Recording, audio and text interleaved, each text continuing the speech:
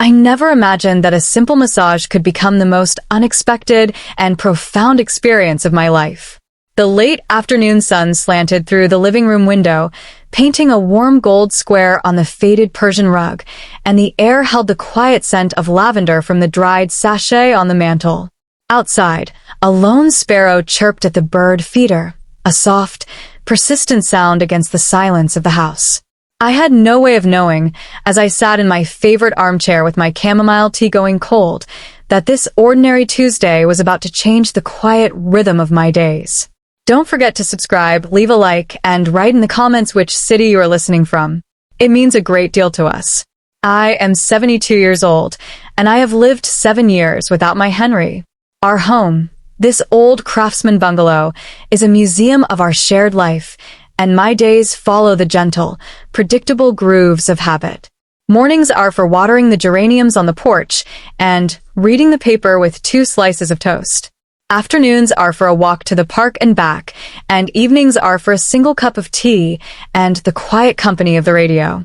The inciting event was a stiff, stubborn knot in my right shoulder, a relic of too many hours spent over the garden last fall, pruning the roses Henry had loved. It had settled into a constant, dull ache that even the heating pad couldn't touch. After a week of wincing every time I reached for a teacup, I finally dug out the business card from the community center, the one for a licensed massage therapist who made house calls, and I dialed the number, my voice sounding small and formal in the empty hallway. The creak of the floorboard by the telephone table seemed louder than usual as I waited for an answer. Her arrival was quiet, but it filled the house. She was a woman perhaps in her late 60s, with a calm, deliberate way of moving that spoke of a lifetime of listening to bodies. Her hands, when she carried her portable table past me, were steady and strong, with short, clean nails. She wore simple, soft clothing in a muted gray, and her eyes, when she smiled a gentle greeting, held a warmth that felt immediate and trustworthy. "Hello," she said, her voice soft. "I'm Margaret. Thank you for having me." We exchanged the usual pleasantries about the weather and the difficulty of parking on our street. As she set up her table near the window where the light was best, I noticed the way she moved with a kind of patient grace, and I realized, with a small start, that she was someone who had clearly learned the art of presence. The room grew smaller, warmer. The sound of her breathing became part of the room's rhythm, a slow, deep inhale and exhale that matched the pressure of her hands. There was the faint, clean scent of her oil, something like eucalyptus and chamomile, and the subtle, rhythmic creak of the table adjusting to her weight. I stood nearby, ostensibly to give her space, but truly because I was caught in the unusual intimacy of the moment. I found myself straightening a framed photograph on the shelf, Henry and I on our trip to Maine, both younger and smiling, then moving to the sink to wash a single dish, the clink of porcelain absurdly loud. The ordinary ritual of making a cup of tea for her afterwards felt like a lifeline, a way to bridge the sudden, profound gap between 2 people in a quiet room. After the session, as she packed her things, she asked about the garden I could see from the window. "Your husband had a beautiful touch with roses," she said, her back to me. I told her about Henry's prize-winning peace rose, how he'd tend to it every Sunday morning. "It's the companionship of it I miss," I heard myself say, my voice surprisingly steady. "Not just the big things. The small, constant presence." She was silent for a moment. "I understand that," she said softly. "After my marriage ended, it was the silence in the house that was the hardest.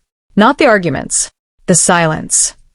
She turned then, and in her eyes was a recognition so deep it stole my breath. "Sometimes," she added, adjusting a strap on her bag, "the body holds what the heart can't say yet." I paused, the tea I was holding forgotten, her words settling into a place in my chest I thought was permanently numb. The rain began as a gentle patter on the roof, then grew steadier. She had finished, but she lingered, looking at the garden. "Your soil is good," she remarked. "It's been waiting." Without planning, I offered. "There's soup on the stove. Vegetable barley. It's nothing fancy." She accepted with a nod that felt like a mutual decision. We sat at my kitchen table, 2 mugs of tea steaming between us, watching the rain streak the glass. Time seemed to stretch and soften. The 20 minutes we sat there felt both like a stolen hour and a single, suspended breath. She did not check her watch. I did not think of the things I should be doing. We simply remained, two women sharing the profound, quiet shelter of a dry room and a warm cup on a wet afternoon. We talked then not as client and therapist, but as two people who had learned the topography of loneliness. I spoke of the 7 years of careful, quiet living, of the space Henry left that echoes more than it hurts now, of the simple joy of having someone to tell, "I'm home," at the end of the day. She spoke of her grown children in Seattle and London, of a love that had quietly unraveled over decades, of the simplicity she now cherished, but the connection she still craved. "It's not that I'm sad," she said, her gaze steady on her hands. "It's that I'm unseen." And then sometimes someone looks at you and you realize how long you've been hiding in plain sight. The phrase recognition of loneliness meeting loneliness passed between us, not spoken, but understood in the quiet that followed, a pause where we were simply present, aware of a fragile, unexpected understanding. When it was time for her to go, she helped me to my feet with a gentle hand under my elbow. Her touch was light, but it traveled through me, a current of pure warmth. Then, with a tenderness that made my eyes prickle, she reached out and brushed a single, stray strand of hair from my cheek. It was not a passionate gesture, but an acknowledgement, a silent "I see you." I did not pull away. I let the feeling settle, the simple, profound sensation of being seen after so many years of being quietly invisible. In that touch, I felt a door inside me, long closed, open just a crack. She promised to come back next week, to see the roses when they bloomed. I watched from the porch as her car disappeared down the wet street. The house felt different, smaller, closer, yet somehow larger, as if a room I hadn't known was there had just been illuminated. I looked at the now empty space where her table had been, the carpet bearing only the faint, temporary indentations of its legs. The knot in my shoulder was gone, but more than that, a deeper, older tension had loosened. I understood then that some repairs go deeper than the wall they fix. It is never too late to feel seen.